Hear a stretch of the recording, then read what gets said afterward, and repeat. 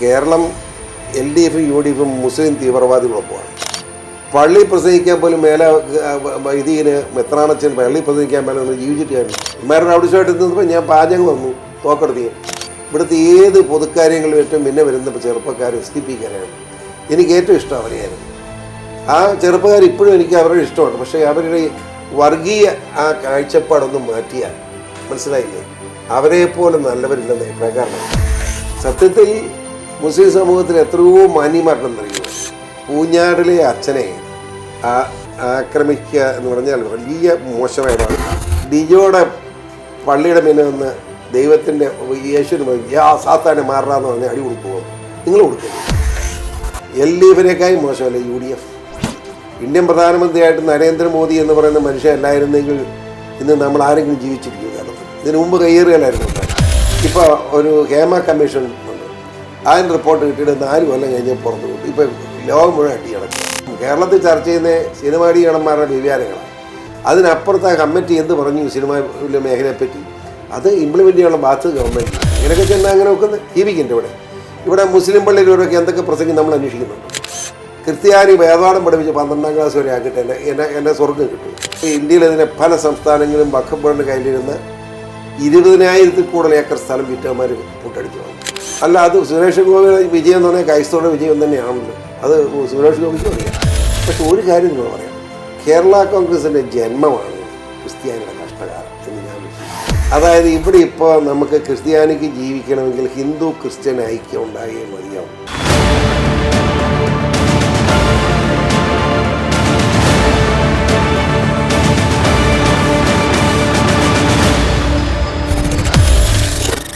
നമസ്കാരം. നേതാവിൻ്റെ ഇന്നത്തെ എപ്പിസോഡിലേക്ക് എല്ലാ പ്രേക്ഷകർക്കും സ്വാഗതം.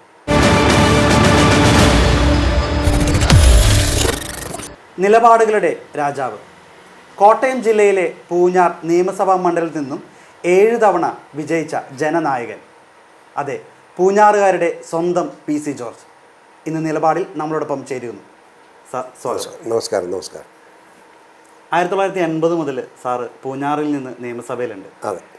9 വട്ടം മത്സരിച്ചു, 7 വട്ടം വിജയിച്ചു, 2 പ്രാവശ്യം തോറ്റു. ഈ 9 പ്രാവശ്യവും ഒന്നെങ്കിൽ വലതുപക്ഷം അല്ലെങ്കിൽ ഇടതുപക്ഷം ഈ ഒരു മുന്നണിയിൽ നിന്ന് അല്ല. 2016-ൽ എല്ലാ മുന്നണിക്കെതിരായിട്ട് ഒറ്റയ്ക്ക് സ്വതന്ത്രനായിട്ട് മത്സരിച്ചു. 28,000 വോട്ട് ഭൂരിപക്ഷം ജയിച്ചു. പക്ഷേ ഇപ്പോൾ BJP-യിൽ ചേർന്നിരിക്കുകയാണ്. എന്തുകൊണ്ടാണ് ഇതിൻ്റെ ഒരു രാഷ്ട്രീയ നിലപാടെടുക്കാൻ? BJP ചേർന്നാണ് ശരി എന്ന് എൻ്റെ മനസ്സാക്ഷി പറഞ്ഞതുകൊണ്ട് വളരെ ആലോചിച്ചിട്ട് ചെയ്തതാണ്. കാരണം കേരളം LDF-ഉം UDF-ഉം മുസ്ലിം തീവ്രവാദികളൊപ്പമാണ്. മുസ്ലിം തീവ്രവാദികൾ എന്ത് ചെയ്താലും അവരെ സംരക്ഷിക്കുന്ന നയമാണ് പിണറായി സർക്കാർ സ്വീകരിക്കുന്ന. പിന്നെ പിണറായി മരുമകൻ മന്ത്രിയാക്കി വെച്ചിരിക്കുന്ന അയാൾ ഒരു തീവ്രവാദി, പോപ്പുലർ ഫ്രണ്ടുകാരന്. കോൺഗ്രസിൽ നിന്ന് മാറ്റം ഉണ്ടാവുമെന്ന് ഞാൻ പ്രതീക്ഷിച്ചു. കോൺഗ്രസ് അതിൽ കൂടുതൽ ഭീകരവാദികളൊപ്പമാണ്. അപ്പോൾ ഇത് രണ്ടും കൂടി ഇങ്ങനെ കൂടിക്കഴിഞ്ഞാൽ പിന്നെ കേരളം എവിടെ പോയി നിൽക്കും? വലിയ അപകടകരമായ നിലയിലാണ് പോകുന്നത്. അതിൽ നിന്ന് മോചനം വേണം നമുക്ക് രക്ഷപ്പെടണം. ഇനി ഇപ്പോൾ എൻ്റെ ഒരു അസസ്മെൻറ്റ് ഞാൻ വളരെ പഠിച്ചു നോക്കിയപ്പോൾ BJP-യോടൊപ്പം ചേരുക എന്നുള്ളത് മാത്രമാണ്. അത് തന്നെയല്ല. ഞാൻ ഉദാഹരണം പറഞ്ഞുതരാം. ഞാനവിടെ തിരുവിതാംകൂർ ഒരു സമ്മേളനത്തിൽ തിരുവനന്തപുരത്ത് പങ്കെടുത്തു എന്ന് പറഞ്ഞ് പിണറായി വിജയൻ രാത്രി എന്നെ ഇവിടെ നിന്ന് അറസ്റ്റ് ചെയ്യുക. ഒരു രാത്രി 4 മണിക്ക് 300 പോലീസ് അസിസ്റ്റന്റ് കമ്മീഷൻ ഇപ്പോൾ എല്ലാം കൂടെ വന്ന് അറസ്റ്റ് ചെയ്തു. കഴിഞ്ഞാൽ ഇവിടുന്ന് തിരുവനന്തപുരം വരെ ചുവന്നുകൊണ്ട് പോവുക. ഒരു 10-40 വണ്ടിയെങ്കിലും ഉണ്ട്. ഒന്ന് ആലോചിക്കുന്നത് ഞാൻ ചെയ്ത് തെറ്റെന്നെ. ഞാൻ എൻ്റെ പ്രസംഗത്തിൽ ഹിന്ദു പ്രീണനം നടത്തിയെന്നാണ് എൻ്റെ പേരുടെ ആരോടും പ്രസംഗത്തിൽ. അതിനെനിക്ക് സ്വാതന്ത്ര്യമില്ലേ? ആരെ പ്രീണിപ്പിക്കാൻ എനിക്ക് സ്വാതന്ത്ര്യമുണ്ട്? ഞാനത് തിത്തിലാണ്. അതെന്തുവാട്ടെ, നിങ്ങൾ ചുവന്നുകൊണ്ട് പോയി. ഇവിടുന്ന് എന്നെ കൊണ്ടുപോയിട്ട് തിരുവനന്തപുരം വരെ എനിക്ക് സപ്പോർട്ട് ചെയ്ത് റോഡിലിറങ്ങുന്ന RSSകാരാണ്. അന്നത്തെ RSSകാരുടെ ആ ശക്തമായ പിന്തുണ എനിക്ക് വലിയ ആവേശമായി. പക്ഷെ ബഹുമാനപ്പെട്ട കോടതി ചെന്നപ്പം തിരുവനന്തപുരം മജിസ്ട്രേറ്റ് കോടതിയാണ് ചെല്ലുന്നതിനപ്പോൾ എനിക്ക് ജാമ്യത്തിന് വീട്ടിൽ പോയിക്കൊള്ളാൻ പറഞ്ഞു. അപ്പോൾ ആ കേസങ്ങ് തീർന്നു. പിന്നെ രണ്ടാമത് പിണറായി വിജയൻ്റെ നിർബന്ധത്തിന് വഴങ്ങി എറണാകുളത്ത് വെച്ച് തൃക്കാക്കര പോലീസ് തന്നെ അറസ്റ്റ് ചെയ്തു. അത് ഇതുപോലെ ഒരു 50 വണ്ടിയുടെ ആകുമ്പടി കൊണ്ടുപോകുക തിരുവനന്തപുരത്ത്. അവിടെ ചെന്നപ്പം അതും കോടതിയിൽ നിന്ന് എനിക്ക് ജാമ്യം തന്നു. അങ്ങനെ ഒരു മിനിറ്റ് പോലും താമസിപ്പിച്ചില്ല. പിന്നെ അവിടെ നിന്ന് മാത്രം എറണാകുളത്ത് ഉണ്ടായത് മാത്രം മജിസ്ട്രേറ്റ് ഇല്ലാതെ പോയി 1 ദിവസം ജയിലിൽ കിടക്കാനായി. പക്ഷേ അവിടെ ആ ബാലകൃഷ്ണനോട് കിടന്ന ജയിലിലായിരുന്നു. അവിടെ ഒരു സുഖമായിട്ട് കട്ടിലും പായും തണേനും ഒക്കെ കിട്ടി, കുഴപ്പമുണ്ടായിരുന്നില്ല. പിറ്റേ ദിവസം രാവിലെ അതുകൊണ്ട് വലിയ ഗുണം കിട്ടി. ഫാദർ കൊട്ടൂരിനെ കാണാൻ പറ്റി. കൊട്ടൂർ അച്ഛനെ കണ്ടു. പിന്നെ അവിടെ ഒരു 10-20 പേര് ഈ ഓക്സിജൻ ചോദിച്ചിങ്ങനെ മരിക്കാറായി കിടക്കുക. അത് ജയിലിൽ സെൻട്രയിലാണ്. ഏതായാലും എന്നെ പിറ്റേ ദിവസം ഇങ്ങനെ ഇറങ്ങി ആദ്യം പത്രസമ്മേളനത്തിൽ ഒരു 10 വർത്തമാനം ഞാൻ പറഞ്ഞു കിടക്കുന്നത്. അന്നേരം ജനം അറിയുന്നത് ഇങ്ങനെ കിടക്കുന്നത്. അതിന് പിറ്റേ ദിവസം ഹൈക്കോടതി കേസ് കോട്ടൂരച്ചന് ജാമ്യം കിട്ടി. ആ കിടന്ന ഈ ഓക്സിജൻ മരിച്ച് കിടന്ന 70-80 വയസ്സുള്ള കിളവന്മാരെ ജയിലിൽ പിടിച്ചിട്ട് വല്ല കാര്യമുണ്ടോ? എല്ലാത്തിനും റിലീസ് ചെയ്യാൻ കോടതി പറഞ്ഞു. അങ്ങനെ എന്നെ ഒരു ദിവസം ദൈവം എന്നെ അവിടെ കൊണ്ടിട്ടാന്ന് എൻ്റെ വിചാരം. അത് കഴിഞ്ഞ് പിന്നെ എന്നെ അറസ്റ്റ് ചെയ്ത് തിരുവനന്തപുരത്ത് വെച്ച് ചിരിച്ചിരിച്ചു കൊടുത്തു. അപ്പോൾ ഒരു ബലാത്സംഗ കേസ്. അതായത് ഈരാറ്റുപേട്ട കിടക്കുന്ന ഞാൻ തിരുവനന്തപുരത്ത് എടുത്ത പെണ്ണിനെ എങ്ങനെ ബലാത്സംഗം ചെയ്തു? ഏകദേശം ബോധം വേണ്ടേ? ജഡ്ജിമാർക്ക് ചൂടായി. ഒരു വനിതാ വയസ്സായിട്ടായിരുന്നു. വനിതാ വയസ്സായിരുന്നാലും വർത്തമാനം പറഞ്ഞ് ജാമ്യം എഴുതി വയ്ക്കുവാൻ 1.5 മണിക്കൂർ അവർ ജഡ്ജിമെൻറ്റ് എഴുതിയ എന്നെ ജാമ്യം തരിക മാത്രമല്ല കേസ് ഇനി ഒരു കോടതിയും എന്നെ തൊടാൻ പാടില്ല എന്നുള്ള അർത്ഥത്തിൽ തന്നെ ജഡ്ജിമെൻറ്റ് എഴുതി വിട്ടു. അപ്പോൾ ഇതിലൊക്കെ എന്നെ സഹായിച്ച RSകാരൻ. എന്നേക്ക് വേണ്ടി എറണാകുളത്ത് കോടതി കയറായതും ഹൈക്കോടതി കയറിയതും ഒക്കെ BJPയുടെ ഔദ്യോഗിക ആളാണ് എനിക്ക് കൊണ്ട് കയറായത്. അതാണ് എൻ്റെ പ്രധാനപ്പെട്ട കാര്യം. അപ്പോൾ ആ വക്കീലിനോട് അവരുടെ പ്രവർത്തനമൊക്കെ എത്ര മാന്യമാണെന്ന് ചിന്തിച്ചു. ഇവിടെയും എന്നെ അതുപോലെ തന്നെ ഇവിടെ മാത്രമല്ല, അത് കഴിഞ്ഞ് ഒരു ദിവസം ഇവിടെ പാലാ മെത്രാനച്ചൻ തിരുമേനി അദ്ദേഹം കൊറളങ്ങാട് പള്ളിയിൽ പ്രസംഗിച്ചു. ലവ് ജിഹാദും അത് മനസ്സിലാക്കണം, ലവ് ജിഹാദും അതുപോലെ തന്നെ നാർക്കോട്ട് ജിഹാദിലും മക്കളെ നിങ്ങൾ ഇടപെടരുത്. ആരോടാ? പള്ളിയിലിരുന്ന പെൺകുഞ്ഞുങ്ങളോടും ആൺകുഞ്ഞുങ്ങളോടും പിതാവ് പ്രസംഗിച്ചു. അതിന് പിതാവിൻ്റെ അരമനയിലോട്ട് ഇവന്മാർ 12,000 എണ്ണം റൗഡീസുമായിട്ട് SDP എന്നാണ് ലോകത്ത് കേട്ടിട്ടുണ്ട്. പള്ളി പ്രസംഗിക്കാൻ പോലും മേലെ ഇതിന് മെത്രാനച്ചൻ പള്ളി പ്രസംഗിക്കാൻ മേലെ ഒന്ന് ജീവിച്ചിട്ടായിരുന്നു. എങ്കിൽ കേരളം ഇന്ത്യയുടെ ഭാഗമാണെന്ന് നമുക്കറിയണ്ടേ? അതുകൊണ്ടാണ് ഇമാരുടെ റൗഡീസുമായിട്ട് നിന്നപ്പോൾ ഞാൻ പാചകം വന്നു തോക്കെടുത്ത് ഞാൻ നടത്തി അരമന രക്ഷിക്കാൻ കഴിയും. ക്രിസ്ത്യാനിയെന്ന് ഞാൻ നടക്കേണ്ട കാര്യമുണ്ട്. ഞാൻ തോക്കെടുത്തിരിക്കുന്നു. അവന്മാർ 12,000 എണ്ണം അങ്ങനെ നിൽക്കുന്നു. എവിടെ നിന്നറിയില്ല, ആരെങ്ങനെ പറയുന്നില്ല. ഒരു 5 മിനിറ്റിനകം ഒരു 300-380 RSകാർ വടിയോട്ട് വന്ന് ചാടി ഇറങ്ങി. ഒറ്റ ഒരുത്തിനെ പിന്നെ കണ്ടില്ല. അന്ന് RSകാർ വന്നില്ലെങ്കിൽ ഇവരെ ഇങ്ങോട്ട് സമീപിച്ചാൽ ഞാൻ വെടിവെക്കേണ്ടി വരും. ഞാനിപ്പോൾ നിങ്ങളോടൊക്കെ സംസാരിക്കാൻ കാണില്ലായിരുന്നു ചിലപ്പോൾ. പക്ഷേ RSകാരാണ് എൻ്റെ ജീവൻ തന്ന്. അവർ വന്ന് ഇവന്മാർ ഓട്ടിച്ചു. അങ്ങനെ എല്ലാ മേഖലയിലും ക്രിസ്ത്യൻ എനിക്ക് സഹായകരമായ നിലപാട് സ്വീകരിച്ച് രാഷ്ട്രീയമായി എന്നെ സഹായിക്കുന്ന, പ്രത്യേകിച്ച് ഒരു ക്രിസ്ത്യാനിയായി എന്നെ സഹായിക്കുന്ന RSS BJP ബന്ധമാണ് ഈ രാജ്യത്തിന് ഗുണകരം എന്ന് ബോധ്യപ്പെടുന്നതിൻ്റെ അടിസ്ഥാനത്തിലാണ് ഞാൻ BJP ചേർന്നത്. ഇപ്പോഴും എല്ലാ BJPയുടെ എല്ലാ കാര്യങ്ങളിലും അവർ വളരെ മാന്യമായ സമീപനമാണ്. ഞാൻ പോകാറുണ്ട്, കാണാറുണ്ട്, മിണ്ടാറുണ്ട്. എല്ലാം നല്ല അനുകൂലമായ സാഹചര്യമാണ്. അവർ ഈ സ്ഥാനമാനങ്ങളെ പറ്റിയൊക്കെ പറയുന്നുണ്ട് പോലെ ഞാനതൊന്നും ആഗ്രഹിക്കുന്നില്ല. എൻ്റെ കാര്യം പറയാം. വളരെ എന്തുവാട്ടെ, അതൊക്കെ അവരുടെ ഒരു തീരുമാനം എന്താണെങ്കിൽ നമ്മൾ ഇഷ്ടപ്പെട്ടാൽ സ്വീകരിക്കാതിരിക്കുക നമ്മുടെ സ്വാതന്ത്ര്യം. പക്ഷെ വളരെ മാന്യമായ ഒരു സമീപനമാണ് എനിക്ക് BJPയുടെ ദേശീയ നേതൃത്വത്തിൽ കിട്ടിയിട്ടുള്ളത്. ഞാൻ ഇവിടെ കേരളത്തിൽ നിന്നല്ല, ഡൽഹിയിൽ പോയി ഞാനും എൻ്റെ ഷോൺ ജോർജും പിന്നെ അഡ്വക്കേറ്റ് ജോർജ് കാക്കനാട്, ഞങ്ങൾ 3 പേരും ഇപ്പോഴത്തെ പ്രസിഡന്റ് നഡ്ഡാജിയുടെ നിന്ന് തന്നെ നേരിട്ട് മെമ്പർഷിപ്പ് മേടിച്ചതാണ്. അങ്ങനെയാണ് ഞാൻ അന്ന് മുതൽ BJP പ്രവർത്തിക്കുക. ഈ പൂഞ്ഞാറിലെ ജനങ്ങൾ ഒരിടയ്ക്കൊക്കെ പൂഞ്ഞാർ എന്ന് പറഞ്ഞ PC ജോർജ് എന്ന് തന്നെയായിരുന്നു, അല്ലെങ്കിൽ PC ജോർജ് എന്ന് പറഞ്ഞാൽ പൂഞ്ഞാർ, ഈ ലോകം കേരളം മുഴുവൻ അറിഞ്ഞിരുന്ന അങ്ങനെ തന്നെയാണ്. പക്ഷെ പൂഞ്ഞാറിലെ ജനങ്ങൾ ഈ ഒരു BJP പ്രവേശനം അത് അവർ സ്വീകരിച്ചിട്ടുണ്ടോ? അല്ലെങ്കിൽ 100%. അതായത് ഈ മുസ്ലിം കമ്മ്യൂണിറ്റിയെ സംബന്ധിച്ചിടത്തോളം അവർ BJP വിരുദ്ധരായിട്ട് നിൽക്കുന്നു, സത്യമാണ്. പക്ഷേ എല്ലാ മുസ്ലിങ്ങളെയും കൂട്ടരുത്. അല്ല, ആ മുസ്ലിങ്ങളെ ഒന്നും വോട്ട് എനിക്കില്ലല്ലോ. അതായത് 2016 ഈ രാജ്യത്തുള്ള മുഴുവൻ രാഷ്ട്രീയ പാർട്ടികളെ എതിർത്തിട്ടും 28,000 വോട്ടിൻ്റെ ഭൂരിപക്ഷത്തിൽ ഒറ്റയ്ക്ക് ജയിച്ച ആളായി. അത് 5 കൊല്ലം കഴിഞ്ഞ് 21 ഇലക്ഷൻ വന്നപ്പോൾ ഇവിടുത്തെ മുസ്ലിം കമ്മ്യൂണിറ്റി 28,000 വോട്ടാണ് അപ്പറേ ഒറ്റയടിക്ക് എനിക്കെതിരായിട്ട് ചെയ്തത്. അതിന് കാരണം എന്താ വെച്ചാൽ BJP ചേർന്നു എന്നുള്ളതല്ല. അന്ന് ഞാൻ BJP ചേർന്നിട്ടില്ലല്ലോ. അന്നുണ്ടായ കാര്യം എന്താണെന്ന് വെച്ചാൽ ശബരിമലയിലേക്ക് സ്ത്രീകളെ പ്രവേശിപ്പിക്കണമെങ്കിൽ പിണറായി വിജയൻ 2 പാൻറ്റിട്ട പെണ്ണുങ്ങളെ കൊണ്ട് ചുവന്ന് പോയി. ഞാൻ കയറി എതിർത്തു. അതെൻ്റെ മനസ്സിൽ ഞാൻ ഒരു ദൈവവിശ്വാസി എന്നതിൽ എൻ്റെ കടമയാണ്. ഞാൻ കയറി എതിർത്ത് മാത്രമല്ല കയറ്റുകയല്ലോ വരാൻ പറഞ്ഞു. ഞാനിങ്ങനെ നിൽക്കുന്നത് 100-300 പോലീസുകാരൻ 2 പെണ്ണുങ്ങൾ അവിടെ നിൽക്കും, ഞാനിവിടെ നിൽക്കുന്നു. അപ്പോഴത്തേക്കിന് ആയിരക്കണക്കിന് അയ്യപ്പ ഭക്തന്മാർ വന്ന് അവരെല്ലാം എൻ്റെ പുറകിലും കൂടി. പോലീസും വിഷമിച്ചു. അവസാനം പോലീസുമായിട്ട് കോംപ്രമൈസ് എത്തിയ അന്ന് പെണ്ണുങ്ങളെ പിണറായി വിജയൻ വിളിയാ കയറ്റെന്ന്. പോലീസ് കയറ്റിയാൽ പോലീസ് കാണുകയില്ല. 300 പോലീസുണ്ട്. ഇവരെ ആയിരക്കണക്കിന് അയ്യപ്പന്മാർ അലറി നിൽക്കുക സ്വാമി ശരണം വിളിച്ച്. അവസാനം അയ്യപ്പൻ്റെ മിൻവശത്ത് പുറകെ കൂടെ കൊണ്ടുവന്ന് പെണ്ണെ ഒന്ന് പൊക്കി കാണിച്ച് കൊണ്ടുപോയി പിണറായിയെ സന്തോഷിപ്പിച്ച് ആ പ്രശ്നം തീർക്കുക അവർ.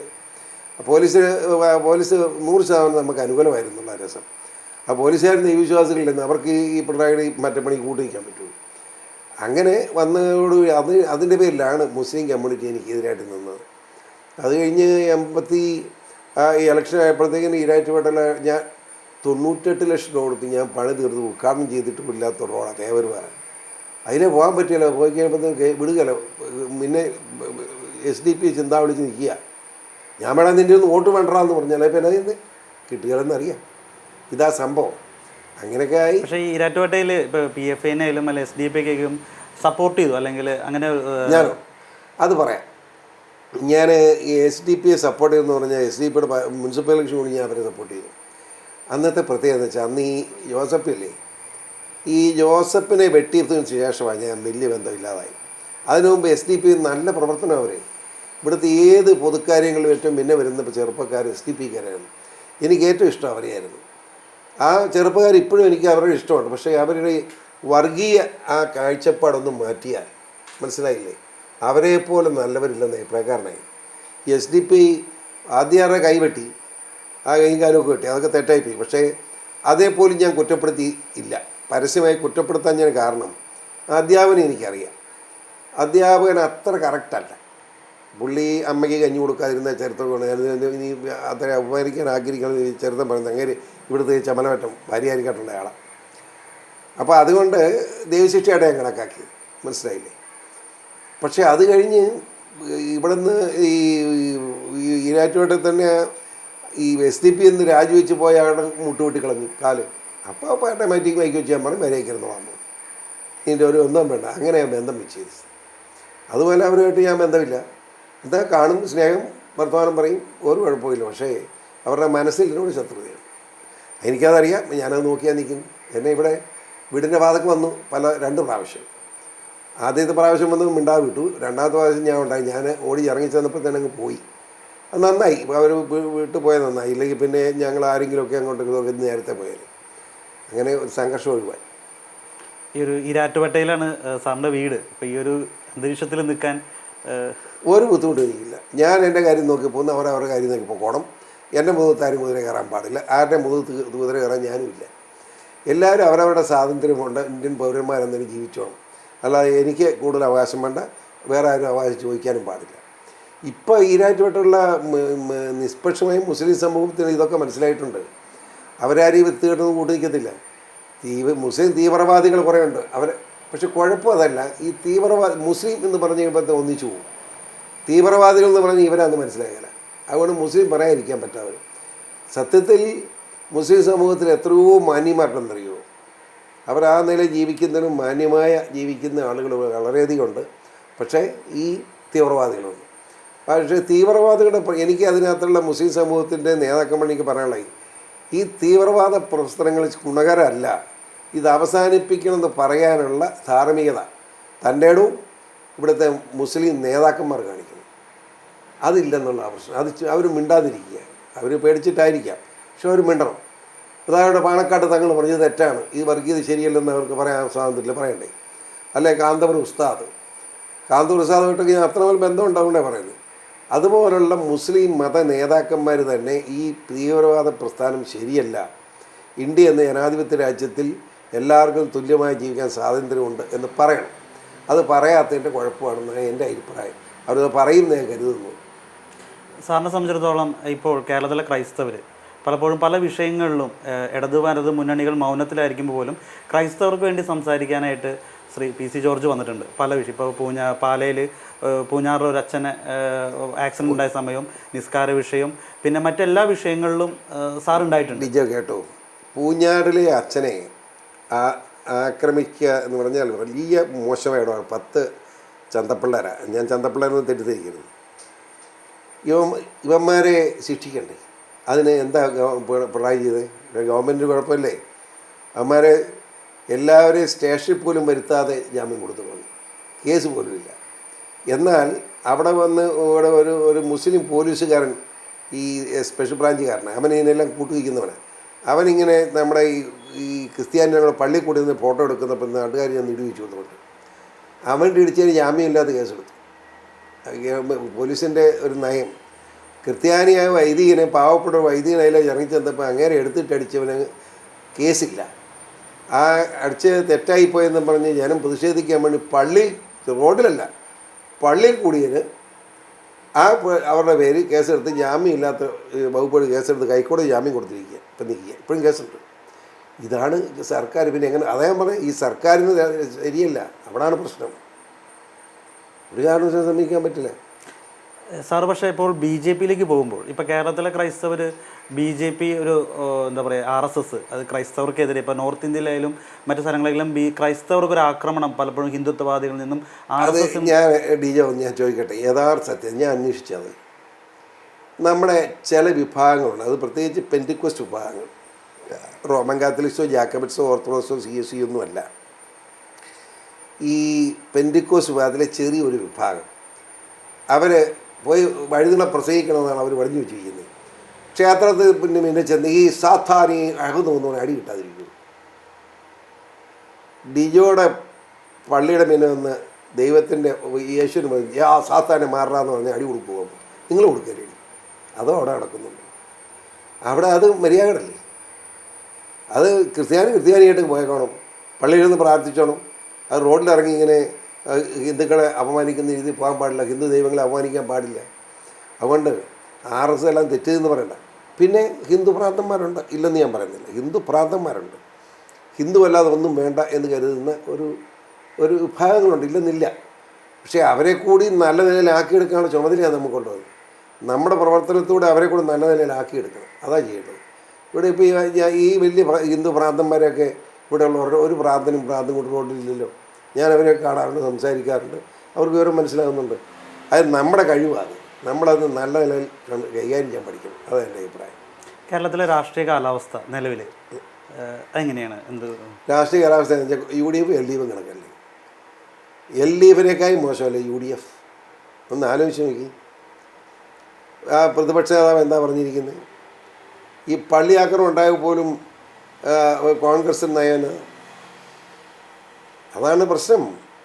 ഇവിടെ പിണറായി വിജയൻ അധികാരത്തിനോട് കാണിക്കാവുന്ന വൃത്തികേട് മുഴുവൻ ക്രിസ്ത്യൻ സമുദായത്തിന് ന്യൂനപക്ഷം എന്ന നിലപോലും തരാതെ മര്യാദ കാണിക്കുന്നു.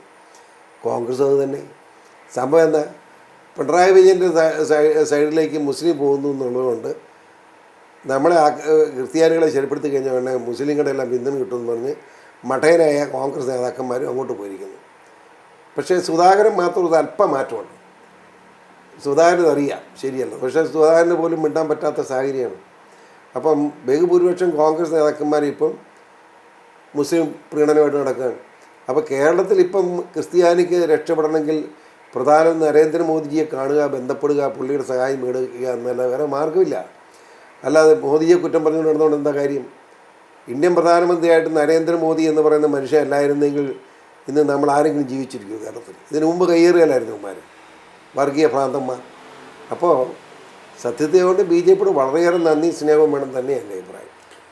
എനിക്ക് തോന്നുന്നു CPM ആയാലും ഇപ്പം അല്ലെങ്കിൽ LDF ആയാലും ഇപ്പോൾ JB കോച്ചി കമ്മീഷൻ റിപ്പോർട്ട് ഇതുവരെയും പുറത്തു വിട്ടിട്ടില്ല. അത് ഒരുപക്ഷെ ആവർത്തിച്ച് പിതാക്കന്മാരായാലും ക്രൈസ്തവ സംഘടനയിലും നേരിട്ട് മുഖ്യമന്ത്രിയുടെ അടുത്ത് ആവശ്യപ്പെട്ട കാര്യം കൂടിയാണ്.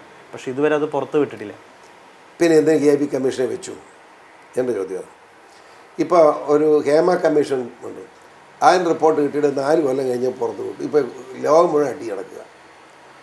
ഈ റിപ്പോർട്ട് ഇപ്പോൾ ഹേമ കമ്മീഷൻ തന്നെ പറയുക, അതിന് ശരിയോ തെറ്റോ ഞാൻ കിടക്കുന്നില്ല. ആ കമ്മീഷൻ റിപ്പോർട്ട് വായിച്ച് മനസ്സിലാക്കി ഒരു കമ്മിറ്റി വെച്ച് അത് ഇംപ്ലിമെൻറ്റ് ചെയ്യേണ്ടത്. എന്താണ് ആ കമ്മിറ്റിയിൽ എന്ത് പറഞ്ഞു? അതിനകത്ത് വ്യഭിചാരം മാത്രമല്ല വേറെ കാര്യം പറഞ്ഞിട്ടില്ല. ഇപ്പം കേരളത്തിൽ ചർച്ച ചെയ്യുന്ന സിനിമാടി നടന്മാരുടെ വ്യഭിചാരങ്ങളാണ്. അതിനപ്പുറത്ത് ആ കമ്മിറ്റി എന്ത് പറഞ്ഞു സിനിമ മേഖലയെപ്പറ്റി? അത് ഇംപ്ലിമെൻറ്റ് ചെയ്യാനുള്ള ബാധ്യത ഗവൺമെൻറ്റിൽ, അതിനെപ്പറ്റി ഒന്നും മിണ്ടുന്നില്ല. പിന്നെ എങ്ങനെ നന്നാവും? അതുപോലെ JB കമ്മീഷൻ, ഈ JB കമ്മീഷൻ റിപ്പോർട്ട് ഇത്ര നാളായില്ല കിട്ടിയിട്ട്. അത് അലമാരിക്കകത്ത് പൊടി പിടിച്ചിരിക്കുക. പിണറായി അത് ഇങ്ങോട്ട് എടുക്കണം. നമ്മുടെ എപ്പാർക്കിൽ അസംബ്ലി കേരളത്തിൽ വെച്ചാണ് ഇത്തവണ പാലായി വെച്ച എപ്പാർക്ക് അസംബ്ലി, ഞാൻ അതിൽ പങ്കെടുത്തിരുന്നു. അവർ വിളിച്ച സമ്മേളനത്തിൽ പങ്കെടുത്താണ്. എപ്പാർക്ക് അസംബ്ലി വെച്ച് വളരെ പച്ചയ്ക്ക് നമ്മുടെ മേജർ ആർച്ച് ബിഷപ്പ് പറഞ്ഞല്ലോ, തട്ടിപ്പിതാവ് എവിടെ ഞങ്ങളുടെ കോശി കമ്മീഷൻ റിപ്പോർട്ടെന്ന് ചോദിച്ചു. പ്രമേയം പാസ്സാക്കിയില്ല, കോശി കമ്മീഷൻ റിപ്പോർട്ട് പ്രസിദ്ധീകരിക്കണം എന്ന് മാത്രമോ. എൻ്റെ ജീവിതത്തിൽ ഒരു മേജർ ആശുപത്രി ഇത്രയും നല്ല പ്രസംഗം കേട്ടിട്ടില്ല.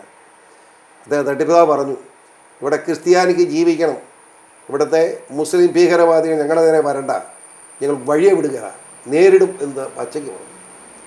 ക്രൈസ്തവ സമൂഹം ഒരിക്കലും അങ്ങനെ കടിപ്പിക്കാറുള്ളതാണ്.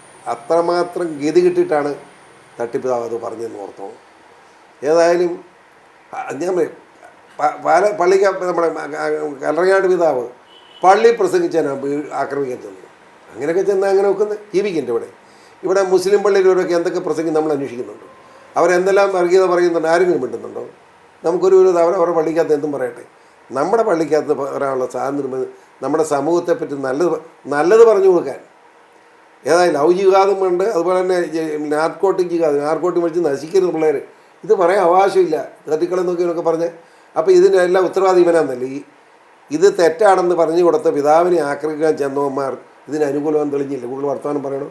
അപ്പോൾ കേരളത്തിന് ഗതി ചെയ്യുന്നത് ഈ നില അത് തന്നെയല്ല. നമ്മൾ ഇന്ത്യ ഗവൺമെൻറ് നിയമം പാലിക്കാൻ നമ്മൾ എപ്പോഴും ഉപദേശിക്കും. പള്ളി പറയുന്നത് എന്താ, ഭരണഘടനയും ഗവൺമെൻറ്റിനെയും ബഹുമാനിക്കണമെന്ന് പഠിപ്പിക്കുന്നത്. അതുകൊണ്ട് നമ്മളെല്ലാം നമുക്കൊന്നുള്ള പ്രസംഗവും കൊണ്ട് നമ്മൾ ക്രിസ്ത്യാനിയല്ല ഇരിക്കുക, അതുകൊണ്ട് പിള്ളേർ വേണ്ടെന്ന് തീരുമാനിച്ചു. മുസ്ലിം അത് കേട്ടോ. മുസ്ലിം 5 പെണ്ണ് കെട്ടി 5 എണ്ണത്ത് 25 പിള്ളേരാണ്. ഒരപ്പന് 25 പിള്ളേർ വരെയായി. എങ്ങനെ ഇരിക്കുന്നു പറഞ്ഞിട്ട് കാര്യമില്ല. ഈ ഇരാറ്റുപെട്ട് അത് ഇച്ചിരി കുറവുണ്ട് ഇവിടെ എന്നാന്ന്. പക്ഷേ ഞാൻ അന്വേഷിച്ചെടുത്ത് ഒരപ്പന് തന്നെ 25 പിള്ളേരുള്ള അപ്പനെ വരെ അറിയാം. ആലപ്പുഴ ഒരെണ്ണം ഒരു ലിസ്റ്റ് എടുത്തു വന്നു. അവരങ്ങനെ കൂട്ടിക്കൊണ്ടിരിക്കുക, മനസ്സിലായില്ലേ? അപ്പോൾ അത് നോക്കേണ്ട കാര്യമാണ്. ഇവിടെ നമ്മൾ നിയമം പാലിച്ചപ്പോൾ നമ്മൾ വളരെ ന്യൂനപക്ഷമായി. എന്നാൽ അത് ഗവൺമെൻറ്റിന് പറഞ്ഞ് കേൾക്കാത്തവർ ഭൂരിപക്ഷമാകുക, എന്നിട്ട് രാജ്യം പിടിക്കുക, അത് മര്യാദയാണോ? അതൊക്കെ ഇന്ത്യ ഗവൺമെൻറ് നോക്കേണ്ട കാര്യമാണെന്ന് എൻ്റെ അഭിപ്രായം. ഈ സാർ നേരത്തെ പാലാ അസംബ്ലിയെ കുറിച്ച് പറഞ്ഞു. പാലാ അസംബ്ലിയിൽ സീറോ മലബാർ സഭയിൽ എല്ലാ രാഷ്ട്രീയ നേതാക്കളും ഉണ്ടായിരുന്നു, ഇടത് വലത് മുന്നണി, അങ്ങനെ എപ്പാർക്കിയൽ അസംബ്ലി വെച്ച്. അപ്പോൾ അവിടെ വെച്ച് ക്ലീമിസ് ബാവ പറഞ്ഞൊരു കാര്യമുണ്ട്, ക്രൈസ്തവർക്കൊരാവശ്യം വരുമ്പോൾ അത് നിങ്ങൾ വോട്ട് ബാങ്ക് നോക്കരുത്. പലപ്പോഴും ക്രൈസ്തവ നേതാക്കൾ, അത് ഏത് മുന്നണി ആയിക്കോട്ടെ, വോട്ട് ബാങ്ക് അനുസരിച്ച് പ്രവർത്തിക്കുന്ന ഒരു പ്രവണത കേരളത്തിലുണ്ട്. ഇപ്പോൾ എന്നെ കിട്ടുകരുത്. അങ്ങനെയാണ് ഞാനിപ്പോൾ ഈ രാജ്യത്തോടെല്ലാം മുസ്ലിം ഭീകരത ഈ വർത്താനം പറയും. ഞാനിപ്പോഴും എം എൽ എ, അത് പറഞ്ഞാൽ ഞാൻ എം എൽ എ. എനിക്ക് എം എൽ എ ആണ്, ഞാൻ പരസ്യമായിട്ടുള്ള എം എൽ എ വേണ്ട, നേരിടും. എനിക്ക് എൻ്റെ സമുദായവും കാരണവന്മാരും ഒക്കെ ബഹുമാനിച്ചൊക്കെ പോകണം നിർബന്ധമുണ്ട്. ഒരു വിട്ടുവീഴ്ച ആ കാര്യത്തിലൊന്നുമില്ല. ഈ JB കോശി കമ്മീഷൻ പുറത്തു വിടുന്നതിൽ സർക്കാർ ആരെങ്കിലും ഭയപ്പെടുന്നുണ്ടോ, അല്ലെങ്കിൽ ആരെങ്കിലും സർക്കാരിന് അത് പറയാം. ഇവിടെ ന്യൂനപക്ഷങ്ങളുടെ അവകാശം എന്നും പറഞ്ഞ് നമ്മുടെ ഇവിടെ വിദ്യാഭ്യാസ മേഖലയിലുണ്ട്, നമ്മുടെ ഔദ്യോഗിക ജോലി സംവരണമുണ്ട്. ആ ന്യൂനപക്ഷങ്ങൾ എന്ന ജോലി മേടിക്കുന്നവരെ മുസ്ലിങ്ങളാണെന്ന് മാത്രമല്ല, നമ്മുടെ ക്രിസ്ത്യാനികളെ സംബന്ധിച്ചിടത്തോളം അവർ ഈ ടെസ്റ്റ് എഴുതിയാലും പകുതിയാണ് നാട് വിട്ടു പോകാൻ നോക്കുന്നില്ല, ജോലിക്ക് ഇവിടെ നോക്കുന്നില്ല. ഇപ്പോൾ സംഭവിച്ചിരിക്കുക തന്നെ, ഇപ്പോൾ ഒരു വില്ലേജ് ഓഫീസിൽ കയറി ചെല്ലാൻ മേലെ ഏതെങ്കിലും ഗവൺമെൻറ് ഓഫീസിൽ സെക്രട്ടേറിയറ്റ് കയറി ചെന്നാലും മുസ്ലിം അല്ലാതെ വേറെ ആരും ഇല്ലെന്നായി. പിന്നെ വെള്ളാപ്പള്ളിയുടെ ഇങ്ങനെ സ്ട്രോങ് നിലപാട് സ്വീകരിച്ച് പോകുന്നതുകൊണ്ട് കുറച്ച് ഈഴവരുണ്ട്. അങ്ങനെ ഈ ഈഴവരെ അത് വെള്ളാപ്പള്ളിയുടെ ഭാര്യ തന്നെയാണ് ഈഴവരെ പഠിപ്പിക്കാൻ ബുദ്ധിമുട്ടുന്നത്. അതുകൊണ്ട് കുറച്ച് ഈഴവരും വന്നിട്ടുണ്ട്. വേറെ ആരുണ്ട്? നായരുവിൽ ക്രിസ്ത്യാനിയില്ല. ഇവിടെ ക്രിസ്ത്യാനി പ്രത്യേകത തന്നെ. ക്രിസ്ത്യാനി വേദപാഠം പഠിപ്പിക്കുന്നത്? ഞാൻ ക്ഷമിക്കണം ഈ നമ്മുടെ ഈ ചാനലിൽ പറയുമ്പം, ക്രിസ്ത്യാനി വേദപാഠം പഠിപ്പിച്ച് 12ാം ക്ലാസ് വരെ ആക്കിയിട്ട് എന്നെ സ്വർഗം കിട്ടും. സ്വർഗം കിട്ടാൻ നമ്മുടെ ജീവിതം നന്നാകണം. വേദപാഠം പഠിച്ചാൽ മാത്രം പോരാ, വേദപാഠം പഠിച്ചത് പ്രാവർത്തികമാക്കണ്ടേ. പള്ളി ചെയ്യേണ്ടത് തന്നെ ഒരു 5ാം ക്ലാസ് 7ാം ക്ലാസ് ആകുമ്പോൾ വേദപാഠം കൊള്ളാം, ബൈബിള് പഠിപ്പിച്ച് നിർത്തുക. പിള്ളേർ ബൈബിള് പഠിക്കാൻ പറഞ്ഞാൽ വായിച്ചു പോകും. ആ പിള്ളേർക്ക് PSC ടെസ്റ്റ് എഴുതാൻ പഠിപ്പിക്കണം, അല്ലെ IAS കോച്ചിങ് കൊടുക്കണം. അങ്ങനെ കോച്ചിങ് കൊടുത്താൽ നമ്മുടെ പിള്ളേരും ഇതുപോലെ ടെസ്റ്റ് എഴുതി ജയിച്ചു വരും. അതിന് പകരം നമ്മൾ യേശുവിനെ പഠിപ്പിക്കേണ്ട, ഇവർ പഠിപ്പിക്കണം. നമുക്കറിയാൻ പോലെ ഏത് മെത്രാഴ്ച ഞാൻ തർക്കിക്കാം ബൈബിളിനെ പറ്റി. അതിപ്പം ഞാൻ വേദപാഠം പഠിച്ച 5ാം ക്ലാസ് തൊട്ട് ഞാൻ പഠിച്ചിട്ടുള്ളൂ. അതെമ്പിടിയാണ് ചുമ്മാ വേദപാഠം പഠിപ്പിച്ചുകൊണ്ടിരിക്കുക. ആ ഇത് പറയാൻ കാരണം ഇവിടെ ഈ മുസ്ലിങ്ങൾ എന്നാ ചെയ്യുന്നത്, അവർ ഓത്തുപള്ളിക്കൂടത്തിൽ ഓത്തുണ്ട് രാവിലെ കൊച്ചു പിള്ളേർ ഒരു 5:30 6 നിർത്തുന്നത്, അല്ലെങ്കിൽ 7 മണിക്ക്. അത് കഴിഞ്ഞ് പിള്ളേർക്ക് കൊടുക്കുന്ന ക്ലാസ് ഇതാണ്. അത് PSC കോച്ചിങ്. അതുപോലെ തന്നെ IAS IPS IAS IAS IRS പഠിക്കാനുള്ള കോച്ചിങ് കൊടുക്കുക. അവരെല്ലാം ജയിച്ച് വരിക. നമ്മളോ വേദപാഠം പഠിച്ചുകൊണ്ട് ഇറ്റലിക്ക് പോയിട്ട് കാര്യമില്ല, ഇനി അവിടെ മുസ്ലിമായി പിന്നെ എന്നാ വർത്തമാനം പറയായിരിക്കും. അതുകൊണ്ട് നമ്മുടെ സഭയെ ഒത്തിരിയേറെ മാറാനുണ്ടെന്ന് എൻ്റെ അഭിപ്രായം. ഈ സഭയ്ക്ക് ആ ഒരു ജാഗ്രത കഴിഞ്ഞ ദിവസം ഈ പാല എപ്പാർക്കൽ അസംബ്ലിയിൽ തന്നെ ശ്രീ ജോർജ് കുര്യൻ മറ്റേ കേന്ദ്രമന്ത്രി സാറ് പറഞ്ഞൊരു കാര്യമുണ്ട്. അതായത് നമ്മുടെ സ്ഥലങ്ങളെല്ലാം ഈ ക്രിസ്ത്യാനികൾ നാട് വിടുന്നു, സ്ഥലങ്ങളെല്ലാം ഒഴിഞ്ഞു കിടക്കുന്നു. ഈ ഒഴിഞ്ഞു കിടക്കുന്ന സ്ഥലങ്ങളിലെല്ലാം കുരങ്ങന്മാർ വന്ന് ചേരും എന്ന് സാർ ഒരു പ്രസ്താവന പറഞ്ഞു. അത് പ്രത്യേകിച്ച് നമ്മുടെ മെത്രാന്മാരോടും പറഞ്ഞു, വിശ്വാസികളോടും പറഞ്ഞു, നിങ്ങളുടെ സ്ഥലങ്ങൾ, ഈ ഭൂമി, കേരളത്തിലുള്ള നാട്, അത് മറ്റുള്ളവർക്ക് വിട്ടു പോകാതിരിക്കാനുള്ള കാര്യങ്ങൾ നോക്കുക. അദ്ദേഹം കൂടുതൽ പറഞ്ഞില്ല മാധ്യമങ്ങളുള്ളതുകൊണ്ട്. അല്ല, അത് മാധ്യമം ഉണ്ടായില്ലെങ്കിലും നമ്മുടെ മന്ത്രി വളരെ വ്യക്തമായിട്ടാണ് പറഞ്ഞത്. അത് പുള്ളി പറഞ്ഞത് കുരങ്ങന്മാരെന്ന് പറഞ്ഞ് ചിരിച്ചു വന്ന് കണ്ടായിരുന്നു. അപ്പോൾ അർത്ഥം എല്ലാവർക്കും മനസ്സിലായി, മറ്റോളം കൊണ്ടുപോകുന്നതാണ് ശരിയെന്നാണ്. ഇപ്പോൾ ഞാൻ താമസിക്കുന്നത് ഈരാറ്റുപേട്ട മുനിസിപ്പാലിറ്റി. ഇവിടുന്ന് പെരിന്തലെന്ന് പറഞ്ഞാൽ ഒരു 1.5 കിലോമീറ്റർ ഉള്ളൂ. അത് പൂഞ്ഞാ പഞ്ചായത്തിലേക്ക്. ഈ 1.5 കിലോമീറ്റർ ഇടയ്ക്ക് 20 വീട്ടിൽ ആരുമില്ല. മനസ്സിലായോ? മകനും മകളൊക്കെ ഉള്ള എല്ലാം ഒന്നെങ്കിൽ ഇംഗ്ലണ്ട് അല്ലെങ്കിൽ ജപ്പാൻ അല്ലെങ്കിൽ അമേരിക്കയൊക്കെയാണ്. ആകെ ഉണ്ടെങ്കിൽ ഒരു കാർന്ന് ഒരു അപ്പം കാണും, അപ്പനും ഒരു പട്ടി. ഇതാ ഗതി. എങ്ങനെ മുന്നോട്ട് പോകും? ഒരു മാർക്കുമില്ല, ഒന്നും വേണ്ട. T.A. തോമൻ, കേരളത്തിലെ ഏറ്റവും പ്രഗത്ഭനായ നിയമജ്ഞനായിരുന്ന ഒരു മനുഷ്യൻ T.A. തോമൻ. തോമൻ സാർ ഏറ്റവും മാന്യനാണ്. അങ്ങേര് ഇവിടെ താമസിക്കുന്നത്. അങ്ങേരുടെ വീട്ടിൽ ഇപ്പോൾ ആരാന്നറിയോ? ആ 2 നില വലിയ വീട്. ആ വീടിനകത്ത് ഒരു ഒരു ഒരു 5-6 കുടുംബത്തിൽ താമസിക്കാനുള്ള വീടുണ്ട്. ആകെ അങ്ങേരുടെ ഇളയ മകൻ പ്രസാദ്, നമ്മൾ പൂഞ്ഞാ പഞ്ചായത്ത് പ്രസിഡൻ്റൊക്കെ, അങ്ങേര് മാത്രമല്ല. പ്രസാദ് അല്ലാതെ വേറെ ആരുമില്ല. പ്രസാദിന് കൂട്ട് കിടക്കാൻ അവിടെ നിന്ന് നമ്മുടെ കലാശാരി പിള്ളേരുണ്ട് കുറച്ച്, അവരെ പോയി വീട്ടിൽ കൂട്ട് കിടക്കുന്നത് രാത്രി പോരെ. അത് ഒരു ഉദാഹരണം ഞാൻ പറഞ്ഞു. അപ്പം നമ്മുടെ ആളുകളൊക്കെ പോയൊരു കാലം ജീവിക്കാൻ മാർഗമില്ല. ഇവിടെ കിടന്നാൽ പട്ടിണി കിടക്കേണ്ടി വരും. എന്നാൽ ജീവിക്കാമെന്നൊക്കെ പോകുന്നതാണ്. അവിടെ പൈത് വലിയ ഗുണമുണ്ടോ? ഇംഗ്ലണ്ടിലൊക്കെ പോയ ആളുകൾ എങ്ങനെയാണ് ജീവിക്കുന്നുള്ള ഞാൻ വിശദാംശങ്ങൾ ഇവിടെ കിടക്കുന്നില്ല. വലിയ ഗതികേടില്ല, ഒരെണ്ണം പോകരുത്. അതൊക്കെ പള്ളി ഇടപെട്ട് പറയണം ജനങ്ങളോട്, നിങ്ങൾ പോകരുത്, നമുക്കിവിടെ ഫൈറ്റ് ചെയ്ത് ജയിക്കണമെന്ന് പറയണം. അതിന് പകരം മിണ്ടാതിരിക്കുക, ആ പൊക്കോന്നാണ് പറഞ്ഞത്. ബോധമുണ്ടോ ഇതിന് വർത്താനം? സഭ അല്പം കൂടി ശ്രദ്ധിക്കാറുണ്ട്. സഭ വളരെ വ്യക്തമായി ഈ കാര്യങ്ങളുടെ കാഴ്ചപ്പാട് വിശ്വാസികളെ പറഞ്ഞ് മനസ്സിലാക്കി അവർക്ക് സഹായം ചെയ്തു കൊടുക്കണം. അല്ലാതെ വല്ലതും പറഞ്ഞിട്ട് കാര്യമുണ്ടോ? ഇപ്പോൾ സാമ്പത്തിക ബുദ്ധിമുട്ടെന്ന് പറഞ്ഞാൽ ഇപ്പോൾ ഇതാണ് ഞാൻ എൻ്റെ പള്ളി അരിയത്ര പള്ളി. ഒരാഴ്ചത്തെ വരുമാനം എത്ര ലക്ഷമാണെന്നറിയാമോ? മിനിമം 6 ലക്ഷം രൂപ മാസത്തെ ഒരാഴ്ചത്തെ വരുമാനം. ഇതെന്നാ ഈ കാശുണ്ട്? അച്ഛന്മാർ വിചാരിച്ച് നല്ല മാന്യനായ വെട്ടിയിലച്ഛൻ, ഭയങ്കര മാന്യനായ വൈദികനാണ്. ആരെങ്കിലും പാവങ്ങളെന്ന് 10,000 2,000 10,000 കൊടുക്കുന്നുണ്ട് പുള്ളി. ഞാൻ പറഞ്ഞ ഈ കാശുള്ള സാഹചര്യത്തിൽ ഇപ്പോഴും കടമൊക്കെ ഉണ്ടെന്നാണ് പറഞ്ഞത്. ഈ ഈരാറ്റുപേട്ടയിലെ പൊതുസ്ഥാപനങ്ങളെല്ലാം പള്ളി സ്ഥലത്താണ്. സ്ഥലം കൊടുക്കാൻ പള്ളിയുള്ളൂ. ഇവരും വകുപ്പ് ചട്ടം പറയുള്ളൂ മറ്റവന്മാർ. അതാ ഞാൻ പറഞ്ഞത്. അപ്പം ഈ പണം നമ്മുടെ ആളുകളുടെ ജീവിത കാര്യങ്ങളിൽ മെച്ചപ്പെടുത്തുന്നതിന് വേണ്ടി ചിലവഴിക്കാനുള്ള ആ നിലയിലേക്ക് പോകണമെന്ന് എൻ്റെ അഭിപ്രായം. അങ്ങനെ വരട്ടെന്നാണ് എൻ്റെ കാഴ്ചപ്പാട്. ഇപ്പോൾ ഈ വഖഫ് ബോർഡ് വിഷയം, കേന്ദ്ര സർക്കാരിൻ്റെ ബില്ല്, വഖഫ് ബില്ല് പാസ്സാക്കാൻ കൊണ്ടുവന്നിട്ട് ഭയങ്കര എന്താ സംഭവം എന്നറിയാം, പറഞ്ഞുതരാം. വഖഫ് നിയമം അനുസരിച്ച് വഖഫ് ചെയ്യുന്ന വസ്തു മുഴുവൻ വഖഫ് ബോർഡിൻ്റെ കയ്യിലാണ്. നമ്മുടെ ഇവിടെ കേരളത്തിൽ, ഇന്ത്യയിലെ തന്നെ പല സംസ്ഥാനങ്ങളും വഖഫ് ബോർഡിൻ്റെ കയ്യിലിരുന്ന് 20,000-ൽ കൂടുതൽ ഏക്കർ സ്ഥലം വിറ്റവന്മാർ പൂട്ടടിച്ചു വന്നു. കൊള്ളയടിക്കുക. ഏതെങ്കിലും സ്ഥലം കുഴപ്പത്തിലാണെന്നുണ്ടാകും വഖഫ് ചെയ്യും. എന്നുവെച്ചാൽ അത് വിൽക്കാമല്ലോ തന്നെ വഖഫ് ബോർഡിന്. എന്നിട്ട് പൂട്ടടിക്കുക. അതിന് നിയമം കൊണ്ടുവന്നേ പറ്റൂ. തടയാൻ രക്ഷയില്ല. അത് തടയാനുള്ള നിയമം കൊണ്ടുവരും. അത് ആരെ എതിർത്താലും കൊണ്ടുവരും. ഇപ്പോൾ ഈ കേരളത്തിൽ രാഹുൽ ഗാന്ധി അയാൾ നിറി ഉറച്ചിട്ടില്ല. അതുകൊണ്ട് അയാൾക്ക് നിറി ഉറയ്ക്കാനും പോകുന്നില്ല. അയാളെ ഇവിടെ AICC സമ്മേളനം കൂടിക്കൊണ്ട് അയാളെ കാണുന്നില്ല. അന്വേഷിച്ച് അത് കഴിഞ്ഞ് അഹമ്മദ് കഴിഞ്ഞ AICC സമ്മേളനം ഇയാൾ എവിടെ പോയി ആർക്കും അറിയത്തില്ല. സോണിയാജിക്ക് പോലും അറിയത്തില്ല. പിന്നെ ഒരാഴ്ച കഴിഞ്ഞപ്പോൾ അയാൾ ഇംഗ്ലണ്ടിൽ അയാളുടെ ഗേൾ ഫ്രണ്ടിനെ കാണാൻ പോയാൽ ഇത് കൂട്ട് സാധനത്തിനൊക്കെ നമ്മൾ പ്രതിപക്ഷതായിട്ട് കൊണ്ടുവച്ച് എന്ത് ചെയ്യാനും നിറയെ ഉറച്ചിട്ടില്ല. യാതൊരു രക്ഷയില്ല. അയാൾ നന്നാൻ വേണ്ടി ഞാൻ പ്രാർത്ഥിക്കുക കേട്ടോ. അല്ലെ കോൺഗ്രസ് കൂടെ നശിക്കുക. അതായത് ഗതി.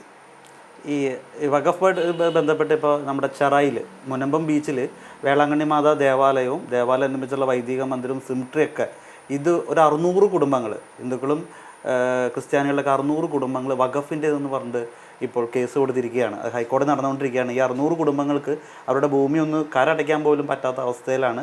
ഒരു ദേവാലയം അടക്കം, ഒരു ക്രൈസ്തവ ദേവാലയം. അത് വഖഫ് നിയമം വന്നത് ശരിയാവും. അത് തന്നെയല്ല, പിണറായി വിജയന് ഉത്തരവാദിത്വമുണ്ട്, അവിടുത്തെ MLA-ക്ക് MP-ക്ക് ഉത്തരവാദിത്വമുണ്ട്. അതങ്ങനെ വിടാൻ പറ്റുന്ന കാര്യമാണോ? എന്തിനു മര്യാദയുടെ വഖഫ് ബോർഡാവുന്നത് എങ്ങനെ? അതായത് പണ്ട് കാലത്ത് ഏതോ ഒരുത്തിൻ്റെ ഇരുന്നപ്പം അവൻ്റെ ഇന്നത് എഴുതി മേടിച്ചിരിക്കുക. ഇപ്പോഴേ അത് അന്യായപ്പെട്ട് വിറ്റുപോയിട്ടുള്ളതെല്ലാം അങ്ങനെ സമയമായി വസ്തു മേടിച്ച് ഞാൻ ആ പള്ളിയിൽ പോയിട്ടുണ്ടോ, വലിയ വഴക്കാണെന്ന പോലത്തെ പള്ളിയിലുണ്ട് ഞാൻ അന്നേരം. അന്ന് ആ സൂക്കട് തീരാൻ വിട്ടതാണ്. ഞാൻ 4 വർത്തമാനം മൈക്ക് വെച്ച് പറയുകയും ചെയ്തതെന്ന്. അത് ആ സ്ഥലം പാവപ്പെട്ട മത്സ്യത്തൊഴിലാളികളാണ്. അതിലേക്ക് അങ്ങ് ചെരുപ്പെടുത്തിക്കളാൻ തീരുമാനിച്ച് എങ്ങനെ നോക്കുന്നു? ഒരു കാരണവശാലും യോജിക്കാൻ പറ്റില്ല. ഈ വഖഫിൽ ഭേദഗതി ഉറപ്പായിട്ടും വരും, ഈ സംശയം സർക്കാർ കൊണ്ടുവരും. ഇന്ത്യ എന്ന് പറയുന്ന രാജ്യത്തെപ്പറ്റി സ്നേഹമുള്ള ഒരു ഗവൺമെൻറ്റാണ് ഇപ്പോൾ ഉള്ളത്. BJP ഗവൺമെൻറ്റാണ്, മോദിയുടെ ഗവൺമെൻറ്റാണ്. അതുപോലെ തന്നെ നമ്മുടെ അമിത്ഷാ ഉണ്ട്. അമിത്ഷാ വളരെ സ്ട്രോങ് മാനാണ്. അതുകൊണ്ട് ഒരു മാറ്റവും നഡ്ഡാജി ഉൾപ്പെടെയുള്ളവരൊക്കെ വളരെ ശക്തമായ തീരുമാനം ഉണ്ടാവും. അതോടെ ഈ പ്രശ്നം പരിഹരിക്കപ്പെടുന്ന എൻ്റെ വിശ്വാസം. ഈ കേരളത്തിൽ ക്രൈസ്തവർക്കൊരു BJP-യോട് ഒരു ആഭിമുഖ്യം അല്ലെങ്കിൽ ഒരു ചായ്വ്, അതിപ്പോൾ കഴിഞ്ഞ തൃശ്ശൂർ ഇലക്ഷനിലോട് ലോക്സഭ ഇലക്ഷൻ കഴിയുമ്പോൾ അങ്ങനെ ഒരു സംസാരം നടക്കുന്നുണ്ട്. സുരേഷ് ഗോപിയുടെ വിജയത്തിൻ്റെ പിന്നിലും ക്രൈസ്തവരുണ്ട് എന്ന രീതിയിലല്ല. അല്ല, അത് സുരേഷ് ഗോപിയുടെ വിജയം എന്ന് പറഞ്ഞാൽ ക്രൈസ്തവരുടെ വിജയം തന്നെയാണല്ലോ. അത് സുരേഷ് ഗോപിക്കും അറിയാം.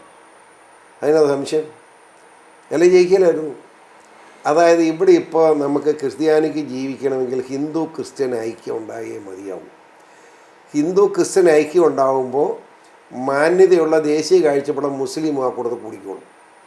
അങ്ങനെ ഒരു ഐക്യം ഉണ്ടാക്കിക്കൊണ്ടല്ലാതെ ഈ കേരളത്തെ രക്ഷിക്കാൻ കഴിയില്ല. കമ്മ്യൂണിസ്റ്റ് പാർട്ടി എന്ന് പറഞ്ഞാൽ 16 ഗ്രൂപ്പാണ്. അട്ടിയും തൊഴിയും നടക്കുക. പിണറായി വിജയൻ സ്വന്തം മരുമകനെ ഒരു മകളെ പിടിച്ച് ഒരു പോപ്പുലർ ഫ്രണ്ട് തന്നെ കെട്ടിച്ചു കൊടുത്തിരിക്കുക. അവനെ മുഖ്യമന്ത്രിയാക്കാനാണ് പുള്ളി കളിക്കുന്നത്. അതിനായി മുസ്ലിം പ്രീണനമായിട്ട് നടക്കുന്നത്. അതിനെതിരായിട്ട് ഇപ്പം CPM ശക്തമായ ഒരു മുന്നേറ്റം നടക്കുന്നുണ്ട്. അതിൻ്റെ ഭാഗമാണ് PV അൻവറിൻ്റെ പ്രസ്താവനയൊക്കെ. അത് ലീഗ് ഇവിടെ ജയരാജൻ രാജിവെച്ചു. അതൊക്കെ അതിൻ്റെ ഭാഗമാണ്. ഒരു സംശയം വേണ്ട, CPM-ന് അത് വലിയൊരു വിപ്ലവം നടന്നുകൊണ്ടിരിക്കുക. അത് ഒരു വളരെ ശക്തമായ നേതാക്കന്മാരെ, ഞാനിപ്പോൾ പേര് പറഞ്ഞ ആരുടെയും പേര് ഞങ്ങളോട് പറയുന്നത് ശരിയല്ലാത്തതുകൊണ്ട് പറയുന്നില്ല, വളരെ ശക്തമായ ഗ്രൂപ്പാണ്. CPM-ൻ്റെ ബ്രാഞ്ച് സമ്മേളനം തുടങ്ങിയിരിക്കുകയാണ്. ഒരു സംശയം വേണ്ട, ഈ പാർട്ടി സംഘടനാ തെളിവ് കഴിയുമ്പം ഈ റൗഡിസത്തിനെതിരെ യഥാർത്ഥ കമ്മ്യൂണിസ്റ്റുകാരുടെ ഒരു മുന്നണിയെ, ഒരു നേതൃത്വം ഇവിടെ ഉടർന്നു വരും. അതോടെ പിണറായി ഉൾപ്പെടെ എല്ലാവരും ജയിലിൽ പോകുന്ന സാഹചര്യം ഉണ്ടാവുമെന്നാണ് ഞാൻ ഉറച്ചു വിശ്വസിക്കുന്നത്. അങ്ങയുടെ മകൻ ഷോൺ ജോർജ് ഇപ്പോൾ മുഖ്യമന്ത്രി നേരത്തെ പറഞ്ഞാൽ മുഖ്യമന്ത്രിയുടെ മകൾക്കെതിരെ SFI കേസുമായി മുന്നോട്ട് പോയി. പക്ഷേ അതിനുശേഷം അത് കേന്ദ്ര സർക്കാർ അതിനകത്ത് ആ ഒരു കേസിൽ വലിയ താല്പര്യം കാണിച്ചില്ല, അല്ലെങ്കിൽ അത് ഇപ്പോൾ എവിടെ എത്താത്ത രീതിയിലാണ്. അല്ല, അത് പറഞ്ഞ അർത്ഥമില്ല. അത് ഹൈക്കോടതിന് മുമ്പിൽ ഇരിക്കുക. അവരതിനകത്ത് സ്റ്റേ മേടിച്ചുകൊണ്ടിരിക്കുക. SFIക്ക് ഇവിടെ അന്വേഷണത്തെ എതിർക്കുന്നു. അതുപോലെ എല്ലാ ഇതിലും അവർ ചെയ്തുകൊണ്ടിരിക്കുക. പിന്നെ സർക്കാർ കാശിൻ്റെ കിടക്കുന്ന കേസിന് വക്കീലന്മാർക്ക് വിഷമമില്ലല്ലോ. ഓരോ കേസിന് 10-9 ലക്ഷം രൂപയല്ലേ മുടക്കുന്നത്. ആ കേസിൻ്റെ പേരിലുള്ള പ്രശ്നമേ ഉള്ളൂ. എനിക്ക് ആ കേസ് കേന്ദ്ര ഗവൺമെൻറ്റിൽ നടപടി ഉണ്ടാക്കാൻ, കേന്ദ്ര ഗവൺമെൻറ് അങ്ങനെ ആഗ്രഹിച്ചാൽ പോലും നടക്കാനൊന്നും ഹൈക്കോടതി വിധി വന്ന് പിന്നെ ചെയ്യാൻ പറ്റും. അത് അന്തിമ വിധി പിണറായി വിജയൻ്റെ അന്ത്യത്തിനായി ഒരു സംശയം വേണ്ട. അയ്യോ, ഒരു സംശയം വേണ്ട. അതോടൊപ്പം തന്നെ സാർ, ഇപ്പോൾ സാർ കേരള കോൺഗ്രസ്സിൽ പ്രവർത്തിച്ച് തുടങ്ങിയതാണ് 1980-ൽ. അതിനുശേഷം ആദ്യം കേരള കോൺഗ്രസ് മാണിയിലായിരുന്നു, പിന്നെ PJ ജോസഫിലേക്ക് പോയി, പിന്നീട് സെക്യുലർ വന്നു, അതിനുശേഷം ജനപക്ഷം. ഈ കഴിഞ്ഞ പ്രാവശ്യം തട്ടിൽ പിതാവ് പറഞ്ഞൊരു വാക്കുണ്ട്. അതായത് ക്രൈസ്തവർ പണ്ട് കാലത്ത്, നമ്മുടെയൊക്കെ കാരണവന്മാർ പണ്ട് കാലത്ത് ക്രൈസ്തവർക്ക് വേണ്ടി എന്ന രീതിയിൽ പിന്തുണച്ച ഒരു പാർട്ടി, ആ പാർട്ടി ഇന്ന് കഷ്ണമായി ഒന്നുമില്ലാതായിക്കൊണ്ടിരിക്കുന്ന അവസ്ഥ. ഞാനൊരു കാര്യം പറയാം. ഈ ക്രിസ്ത്യാനി എന്ന നിലയിൽ കേരള നിയമസഭയിൽ ഞാനൊരു ക്രിസ്ത്യാനിയാണ്, റോമൻ കത്തോലിക്കാണ്, അതിൽ അഭിമാനം കൊള്ളുമെന്ന് പറഞ്ഞ് ഏക വ്യക്തിയാണ്. വേറെ ഒറ്റ വ്യക്തിയും പറഞ്ഞിട്ടില്ല. നിയമസഭ പറഞ്ഞു പച്ചയ്ക്ക് പറയുകയായിരുന്നു. പക്ഷെ ഒരു കാര്യം നിങ്ങൾ പറയാം, കേരള കോൺഗ്രസിൻ്റെ ജന്മമാണ് ക്രിസ്ത്യാനിയുടെ കഷ്ടകാലം എന്ന് ഞാൻ വിശ്വസിക്കുന്നു. ഇപ്പം കാലം കഴിഞ്ഞപ്പോൾ ഈ കേരള കോൺഗ്രസ് ഉണ്ടായതുകൊണ്ട് PT ചാക്കോൻ്റെ കേരള കോൺഗ്രസ് ഉണ്ടാവില്ല. ആദ്യം പഠിക്കുക. പുള്ളി ഇതിനെതിരായിരുന്നു. പുള്ളി മരിച്ചതിന് 3-ാം പക്കം കേരള കോൺഗ്രസ് ആക്കി. എന്താ പറഞ്ഞ കാര്യം? അതതിൻ്റെ പ്രധാന കാര്യം. പാവൻ ടി എ തൊമ്മനെ ബലിയാടാക്കിക്കൊണ്ട് കേരള കോൺഗ്രസ്. ഒന്ന് ആലോചിക്കണം, ശങ്കർ മന്ത്രിസഭയിൽ നിന്ന് പി ടി ചാക്കോ മാറിക്കഴിഞ്ഞപ്പോൾ ആര് വേണം മന്ത്രി? അതാണുള്ള പ്രശ്നം. ശങ്കർ മന്ത്രിയാക്കി ടി എ തൊമ്മനെ വെച്ചു. T A Thomman Poonjar. അന്ന് നിയമസഭയിലെ ഏറ്റവും വലിയ നിയമവിദഗ്ധനായിട്ട് അറിയപ്പെടുന്ന തൊമ്മയ്യർ എന്നാണ് പറയുന്നത്. തൊമ്മനെ ഈശ്വരയ്യരും തൊമ്മയ്യർ എന്ന് എങ്ങനെ വിളിക്കുന്നത്. മാന്യമായിട്ട് തൊമ്മയ്യരെ പിടിച്ച് മന്ത്രിയാക്കി. അതിൽ പ്രതിഷേധിച്ചുകൊണ്ട് കെ എം ജോർജിന് എന്താ കാര്യം?